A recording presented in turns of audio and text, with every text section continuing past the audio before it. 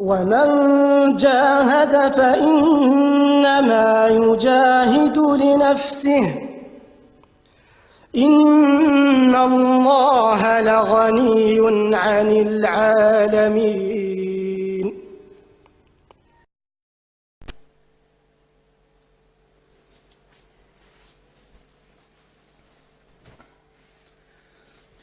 Salam alaikum à tous mes frères et sœurs en islam et belle journée à tous mes frères et sœurs en humanité.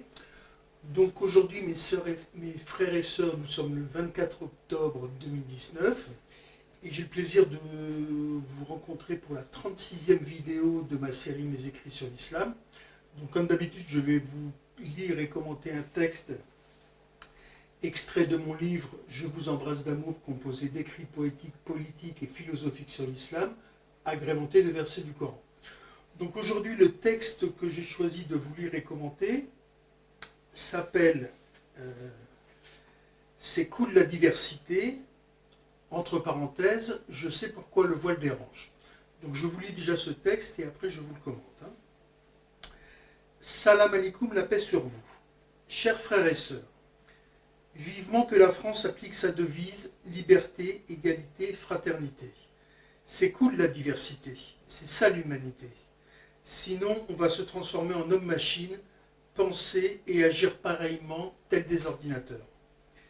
En plus, je trouve ça bien qu'on puisse ou non afficher sa religion avec un voile, une kippa ou une croix.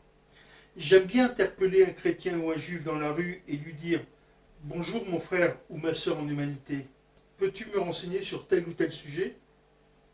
Quand on connaît l'autre, la peur disparaît et l'amitié naît. Un jour, la France appliquera la laïcité et non l'athéicité, Inch'Allah. Love Action, United People, Islamic Union, paix, shalom, salam, pêche, alom, alam, Stéphane Marie. Et maintenant, je vais vous lire donc les deux versets que j'ai mis à la suite de ce texte.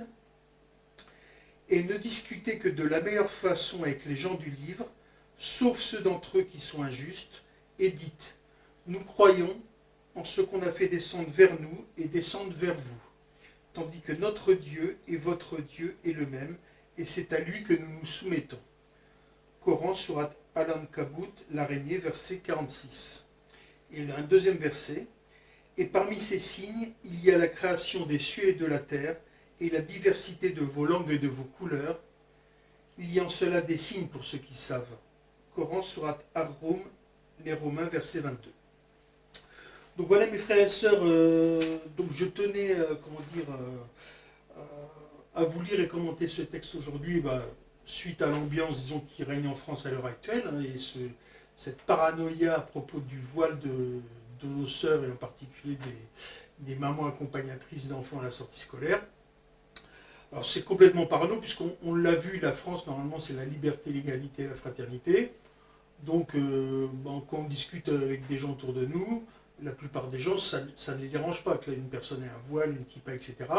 Maintenant, les médias et les politiques essayent de faire peur avec ça. Alors pourquoi alors, c'est pas la situation des femmes. Hein. On l'a vu, il y a une sœur voilée qui a été invitée l'autre fois à la télévision face à des islamophobes et qui leur a parlé carrément, qui les a bien cadrés. Donc on voit tout à fait ce que dit cette sœur, c'est-à-dire que 99,99% des femmes qui mettent le voile le mettent par conviction religieuse, tout simplement pour montrer leur amour d'Allah. Alors il y en a qui ne le mettent pas pour différentes raisons, mais chacun est libre,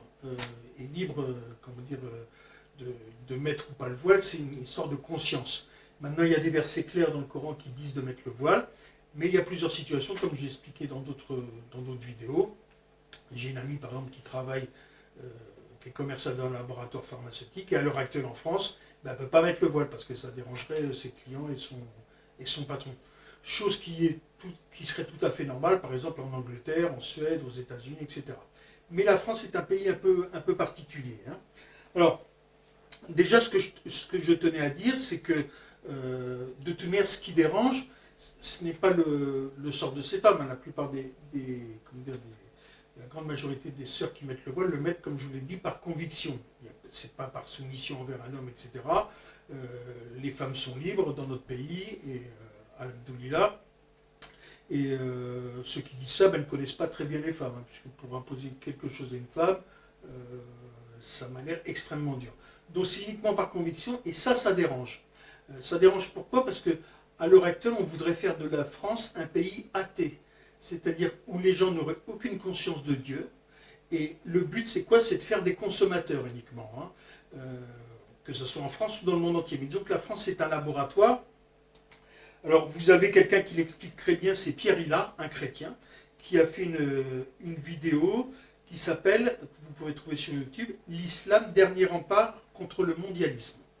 Donc c'est ça qui gêne à l'heure actuelle. Pourquoi? Parce que l'islam est en expansion dans le monde, parce que l'islam c'est la religion de justice, c'est la religion acceptée d'Allah, comme je vous l'ai dit dans la sourate 3, verset 19, et un musulman est épris de justice. C'est pour ça qu'à l'heure actuelle, les chiffres datent de 2015, il y a à l'heure actuelle dans le monde à peu près 1,8 milliard de musulmans, soit 24% de la population, et en France c'est 7 millions de musulmans, ce qui représente à peu près 10% de la population.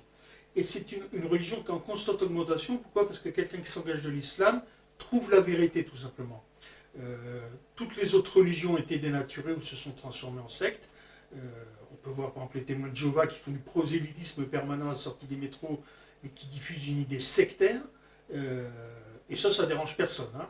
Mais c'est l'islam qui dérange. Pourquoi? Alors c'est pas à cause de quelques terroristes, des personnes égarées, soit des petits délinquants, soit des personnes déséquilibrées qui commettent des actes terroristes au nom de l'islam. Alors c'est contrairement à cette religion, comme je l'explique dans une autre vidéo, l'islam n'a rien à voir avec le terrorisme. Non, c'est pas pour ça. C'est parce que l'islam, c'est la religion de vérité, c'est la religion du vivre ensemble, et c'est la religion de la justice. Vous l'avez d'ailleurs dans l'histoire, pour ceux qui s'intéressent à l'histoire, vous l'avez dans l'histoire de l'islam. Vous avez au début de l'islam le pacte de Médine. Le pacte de Médine, c'est un pacte que le prophète sallallahu alayhi wa sallam a fait quand il est arrivé à Médine, et qui prône le vivre ensemble et les mêmes droits entre juifs, chrétiens et musulmans. Ce qui s'est retrouvé par ailleurs par la suite dans Andalous, qu'on appelle la période Andalous où les musulmans étaient en Espagne. Ils ne sont pas venus combattre les indigènes espagnols de l'époque, c'est les indigènes espagnols qui ont demandé l'aide des musulmans. Pourquoi? Parce qu'ils vivaient de l'injustice avec les Visigoths qui les opprimaient. Et par la suite, à l'époque d'Al-Andalus, on est arrivé à une émulation intellectuelle entre les juifs, les chrétiens et les musulmans. D'ailleurs, quand suite aux divisions musulmanes, l'Église a repris possession de l'Espagne, il convertissait de force les musulmans qui étaient sur place et les juifs, chose que ne faisait pas l'Andalous, chacun conservait sa religion. C'est pour ça que vous avez beaucoup de juifs qui sont partis au Maghreb pour être sous la protection des musulmans. D'ailleurs, un islamophobe à l'heure actuelle qui s'est dit sur une chaîne de télévision qui était condamné pour incitation à la haine raciale, Éric Zemmour, vient d'une famille juive tunisienne. Je ne connais pas personnellement son histoire, mais je suis pratiquement sûr que sa famille ont été protégés justement par des musulmans. Maintenant, ce qui se passe avec lui, je ne sais pas ses tendances, d'où vient cette haine, il faudrait à la limite qu'il voie un psychanalyste. Hein. Mais chose qui est exploitée à l'heure actuelle parce qu'on veut décrédibiliser l'islam. Mais ils ne peuvent rien contre la religion de vérité. Hein. Alors, comme je vous le disais, vous avez... l'islam dérange parce que l'islam est pour la justice. Et à l'heure actuelle, on vit dans un monde injuste. Hein. Vous avez d'ailleurs, à la faculté de droit de Harvard, la sourate 4, verset 135, qui est inscrite en grand, et dont je vais vous lire une partie, et qui montre ce que je vous dis, c'est-à-dire que l'islam est une religion qui prône la justice. Donc ça, c'est ce qu'on peut lire à l'entrée de la faculté de droit de l'université de Harvard. Hein. Ô les croyants, observez strictement la justice et soyez des témoins véridiques comme Allah l'ordonne, fût-ce contre vous-même, contre vos pères et mères ou proches parents. Qu'il s'agisse d'un riche ou d'un besogneux, Allah a priorité sur eux deux. Ne suivez donc pas les passions afin de ne pas dévier de la justice. Si vous portez un faux témoignage ou si vous le refusez, sachez qu'Allah est parfaitement connaisseur de ce que vous faites. Donc c'est ça qui dérange, c'est que l'islam c'est une religion de justice et de vivre ensemble. Et à l'heure actuelle, on essaye de diviser les gens pour mieux les contrôler, tout simplement. Alors, une autre chose aussi, pour montrer que l'islam est, comment dire, est épris de justice, quelle que soit la religion de la personne, à partir du moment où ce qui devrait se passer, un pays est géré par exemple par des musulmans, la justice s'appliquera de la même manière à une personne, qu'elle soit athée, juive, chrétienne, etc., puisque vous avez un verset du Coran, je ne me rappelle plus lequel, qui dit que celui qui veut croire croit, que celui qui veut mécroire mécroit. Donc, nulle contrainte en religion, comme il est dit dans la sourate 2, verset 256. Donc, c'est vraiment la justice. Il y a eu à l'époque du prophète, sallallahu alayhi wa sallam, des voleurs qui avaient volé des biens, qui ont accusé un juif d'avoir fait ce vol, ce qui était entièrement faux, et ça a été révélé par Dieu dans la sourate 4, verset 112. Et quiconque acquiert une faute ou un péché, puis en accuse un innocent, se rend coupable alors d'une injustice et d'un péché manifeste. Donc c'est encore un autre exemple de la justice qui est dans l'islam et qui dérange, la plupart des politiques et des journalistes qui sont athées et qui travaillent pour le système ilu maçon capitalo-sioniste. D'ailleurs, il ne faut pas s'y tromper. À l'heure actuelle, on essaye de faire une déviation sur le voile. Alors pratiquement, mais tout le monde s'en fiche totalement. Vous êtes qu'une maman soit voilée ou pas voilée, peu importe. Maintenant, contrairement à ce que disent certains, bien sûr que l'islam est forcément politique, puisque le but d'un musulman, c'est de s'améliorer lui et d'améliorer le monde. Donc, moi, je vous le dis, mes frères et sœurs, jusqu'à présent, on était passif dans la société française. Maintenant, il faut qu'on soit actif. Il faut vraiment qu'on s'engage en politique, pas forcément pour des mouvements confessionnels. Moi, personnellement, je vous le dis, après, chacun fait ce qu'il veut. Vous pouvez voter pour un parti écolo, peu importe. Moi, je vote, par exemple, pour l'UPR de François Asselineau, mais chacun est libre de faire ce qu'il veut. Pourquoi ? Parce que ce parti veut libérer la France de la dictature européenne. La France est dans une dictature aujourd'hui européenne qui vend la France par petits morceaux. Toutes les grandes entreprises françaises sont vendues, les services publics sont complètement bradés, c'est pour ça qu'on a assisté au mouvement des Gilets jaunes, et pour faire diversion, on parle du voile. Les Français ne sont pas dupes, je l'espère. Les musulmans, comme je vous l'ai dit, et les non-musulmans d'ailleurs, inscrivez-vous sur les listes électorales, parce qu'on doit faire notre devoir, comme il est marqué dans la sourate 3, verset 159, et consulte-les à propos des affaires. Donc un musulman doit s'engager en politique. Et surtout, un musulman, comme je vous l'ai dit, doit s'occuper de lui, et donc de la vie de la cité, de la politique, et prendre parti pour la cause des faibles. Comme il est dit dans la sourate 4, verset 75, donc c'est un rappel d'Allah qui nous concerne tous.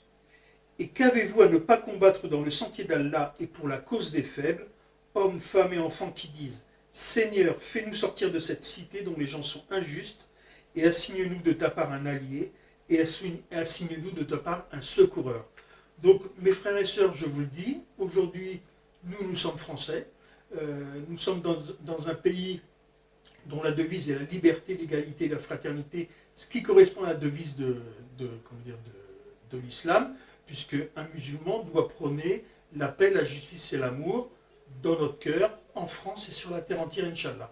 Donc engageons-nous en France pour que la justice, la paix, l'amour, la fraternité, la liberté, l'égalité règnent entre tous les habitants. Et tous les fachos, si vous en avez marre des fachos, je vous dis mes frères et sœurs, inscrivez-vous sur les listes électorales. Et parce que ces fachos de toute manière n'ont aucune idée, ils n'essaient que d'inciter à la haine, donc à la division, ce qui est aussi un principe contraire à l'islam, puisque l'islam c'est l'union des musulmans, mais aussi l'union de tous les hommes, pour que nous puissions tous, je le répète, vivre en paix, en justice et amour. Donc je souhaite bon courage à tous mes frères et sœurs musulmans, et à toutes mes sœurs musulmanes qui sont voilées, et même celles bien sûr qui ne sont pas voilés.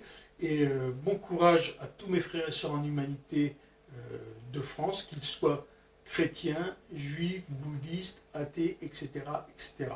Vivons ensemble et ne laissons pas les fachos nous diviser. Inch'Allah.